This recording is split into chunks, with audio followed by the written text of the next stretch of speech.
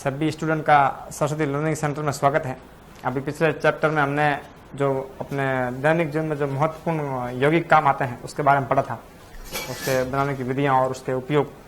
आज अपन इस नए सेशन के अंदर जो है वो इस पाठ का दूसरे पाठ का दैनिक जीवन में रसायन का जो लास्ट चैप्टर है उसको अपन खत्म करने जा रहे हैं। चैप्टर का नाम अपन जानते हैं, जाना पहचाना, और वो है सर्फ और अपमार्जक। अपन दैनिक जीवन में कई प्रकार के जो है वो सर्फ साबुन काम में लेते हैं और अपमार्जक भी काम में लेते हैं। इसमें जो सर्फ है कपड़े धोने का है और साबुन भी कपड़े धोने का, स्नान करने का। उसी प्रकार शैम्पू वगैरह भी काम में लेते हैं अपन, जो अपने घर में साफ सफाई करने में काम में आते हैं। तो जो वो बनते कैसे हैं, उसकी कार्य विधि क्या है, वो अपन इस चैप्टर में समझने वाले हैं। तो अपन देखते हैं कि सबसे पहले जो है वो साबुन का क्या काम होता है। देखिए, जो साबुन होते हैं वो एक तरह से जो अपने सोडियम के और पोटेशियम के बने होते हैं, और ये एक प्रकार के जो वसी अम्ल है, पामीटिक, स्टेरिक, ओलिक अम्ल, उस प्रकार के जो ये है सोडियम के और पोटेशियम के जो है वो लवण होते हैं। लेकिन इसका जो निर्माण होता है वो उच्च वसी अम्लों के आपस में अभिक्रिया करवाने से जो क्षार होता है NaOH क्षार जो अभिक्रिया करता है उच्च वसी अम्लों से, तो इनसे जो है वो साबुन का निर्माण होता है। तो अपन देख लेते हैं किस प्रकार ये जो क्षार है ये उच्च वसी अम्ल है, इससे अभिक्रिया करवाएंगे अपन NaOH की। तो यहाँ पर बन जाएगा 3NaOH। 3NaOH इससे अभिक्रिया करेगा तो यहाँ से जो है ये अलग हो जाएगा, ये इस प्रकार।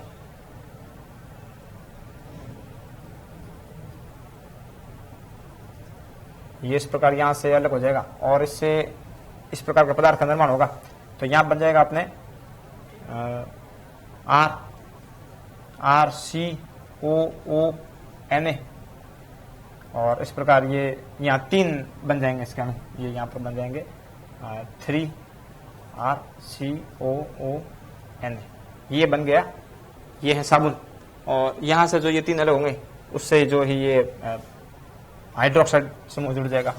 तो यहाँ बन जाएगा प्लस CH2, यहाँ पर CH2 रहेगा, ये है CH2 और यहाँ पर हाइड्रोक्साइड समूह रहेगा OH, फिर इससे जुड़ जाएगा CH, यहाँ हाइड्रोक्साइड समूह रहेगा और CH2 यहाँ हाइड्रोक्साइड। तो इस प्रकार जो है इसका साबुन का निर्माण होता है। ये जो है वो साबुन का निर्माण इस प्रकार यहाँ पर किया जाता है।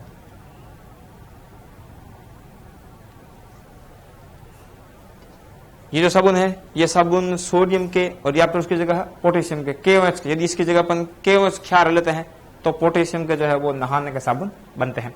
तो यहाँ पर ये साबुन का, लेकिन उसमें एक समस्या है, ये जो साबुन होते हैं ये साबुन कठोर जल में झाग नहीं देते, कठोर जल में सफाई नहीं करते, क्योंकि जो कठोर जल होता है, कठोर जल के अंदर कैल्शियम के और मैग्नीशियम के जो है लवण पाया जाता है, उसमें बोलते हैं कैल्शियम के और Ca या फिर Mg, उसके जो है वो लवण पाया जाता है।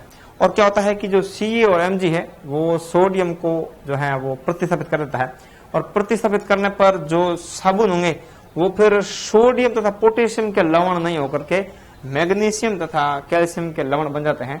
और मैग्नीशियम तथा कैल्शियम के जो लवण होते हैं वो जल में क्या होता है, अवलय होते हैं। तो अपन देखते हैं यदि कठोर पानी है, जिसको अपन मारवाड़ी भाषा में कह सकते हैं भारी पानी, जैसे ट्यूबवेलों का कभी कभी पानी भारी जाता है, भारी का मतलब उसके अंदर इस प्रकार का स्वाद, या अपन कह सकते हैं कि इसके अंदर ये मैग्नीशियम कैल्शियम के जो लवण घुले होते हैं ये आपस में अभिक्रिया करके और साबुन को जो है वो अवलय एक पेस्ट के रूप में, व्हाइट पेस्ट के रूप में जो है बना देते हैं। इस कारण ये साबुन जो है वो झाग देता नहीं है। तो उस समस्या का समाधान करने के लिए जो है अभी वर्तमान समय में अपन कह सकते हैं विज्ञान ने एक नए पदार्थ की खोज की है, और उसको अपन अपमार्जक, अंग्रेजी में अपन जानते हैं उसको कहते हैं डिटर्जेंट के नाम से जाना जाता है। तो इस प्रकार ये जो डिटर्जेंट है, ये डिटर्जेंट जो है एक अपन कह सकते हैं वर्तमान में जो एक प्रकार के नए अपमार्जक है जो साफ सफाई करने में काम आते हैं। और अपन देखते हैं कभी कभी जो साबुन होता है उसको पारदर्शी बनाते हैं। कभी पियर्स, ऐसा एक साबुन है, कंपनी है, उस साबुन का रट जाता है पियर्स, तो वो ऐसे पारदर्शी दिखता है, तो उसको पारदर्शी दिखने में उसके अंदर वो ग्लिसरीन मिला देते हैं, तो इसके कारण जो है वो पारदर्शी साबुन बनता है।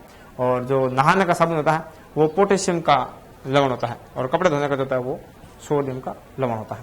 फिर हम बात करते हैं अपमार्जक की।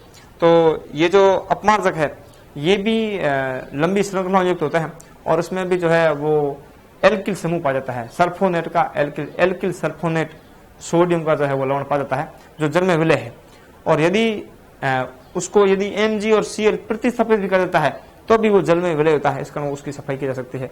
तो सोडियम एल्किल सल्फोनेट और सोडियम बेंजिल सल्फोनेट के जो साबुन बने होते हैं उसको अपन अपमार्जक के नाम से जानते हैं और वो कठोर जल में भी जो है वो सफाई करने का कार्य कर देते हैं और जो है वो कपड़े या अपन कह सकते हैं अपने शरीर का जो मैल है वो साफ हो जाता है।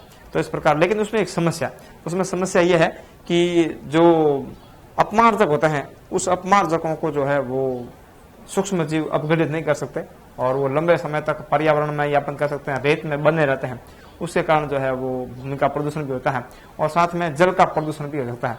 तो उस समस्या का समाधान करने के लिए भी विज्ञान ने तरीका निकाला है। उसमें क्या क्या है कि जो लंबी कार्बन श्रृंखला युक्त जो होते हैं साबुन, तो उसको क्या है छोटी कार्बन श्रृंखला युक्त साबुन का उपयोग किया जाता है ताकि उसका सूक्ष्मजीव अपघटन कर दें और जो पर्यावरण भी स्वच्छ रहे और सफाई भी आराम से हो जाए। तो इस प्रकार ये क्रिया होती है। अब अपन अगले टॉपिक की ओर बात करते हैं। एक अगला टॉपिक और है, उसको अपन बोलते हैं साबुनीकरण।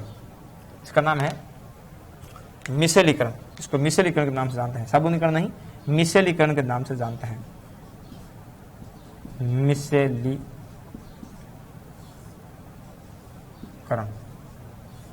इंपोर्टेंट टॉपिक है, इसमें से भी सवाल पूछते हैं कई बार कि मिसेलीकरण क्या है। तो मिसेलीकरण में जो ये जो इस प्रकार साबुन बने होते हैं इसको अपन इस ढंग से बता सकते हैं कि एक लंबी श्रृंखला युक्त होता है पदार्थ, उसको अपन इस प्रकार बता सकते हैं कि ये जो साबुन है यह 12 से लगा करके 18 तक की जो लंबी श्रृंखला होती है उस लंबी श्रृंखला का जो है वो रूप होता है। तो उसको इस प्रकार अपन प्रदर्शित कर सकते हैं। उसको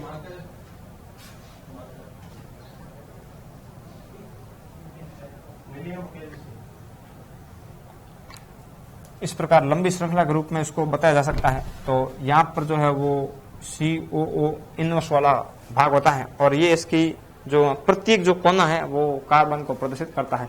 इसको अपन पुच्छ भाग बोलते हैं। ये जो भाग होता है वो पुच्छ भाग होता है और ये जो भाग है ये ऋणात्मक सिरा है। तो जब किसी अपने कपड़े के ऊपर या कोई रुमाल के ऊपर इस प्रकार मान लेते हैं कि ये जो है वो रुमाल है और रुमाल के ऊपर मान लीजिए यहाँ पर कोई मैल आ गया है या अपन कह सकते हैं तेल का ऊपर धब्बा लग गया है, इसके ऊपर मिट्टी जम गई है, तो जो साबुन की जो पुच्छ वाला भाग है जिसको अपन जल विरोधी सिरे के नाम से जानते हैं, यह जो जल विरोधी सिरा होता है ऐसे बहुत से जल विरोधी सिरे इसको चारों ओर से घेर लेते हैं। तो इस प्रकार ये जल विरोधी सिरे इस प्रकार इसको चारों ओर से इस प्रकार घेर लेते हैं। ये इस प्रकार जल विरोधी सिरे जो होते हैं इसको चारों ओर से घेर लेते हैं। ये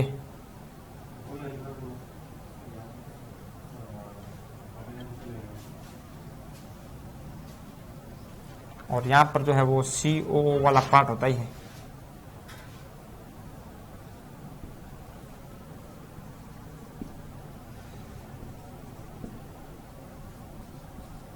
ये CO वाला पार्ट होता है। तो इस प्रकार ये बहुत सारे साबुन के जो अणु होते हैं वो उस गंदगी को चारों ओर से घेर लेते हैं और जो कपड़े को मसला जाता है या उसको रगड़ा जाता है या वॉशिंग मशीन में उसको हिला जाता है तो हिलाने के कारण जो है वो जो ये जो गंदगी होती है वो उसके अंदर पुच्छीय भाग में जो है वो जल विरोधी भाग में घुल जाती है और ये जो इसके ऊपर जो आयन है ये ऋणायन है।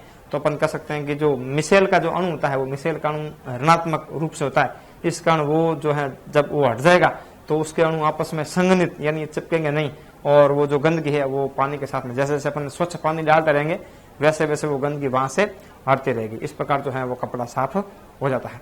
तो आज के चैप्टर में हमने क्या पढ़ा कि साबुन किस प्रकार निर्माण होता है और साबुन के जो है वो कैसे उपयोग हैं, कठोर जल में साबुन को कैसे झाग देने योग्य बनाया जा सकता है, अपमार्जक क्या है, अपमार्जक का निर्माण किस प्रकार होता है, अपमार्जक हानिकारक होते हैं उसको थोड़ा सा कैसे कम हानिकारक में बदला जा सकता है और मिश्रीकरण प्रक्रिया क्या है।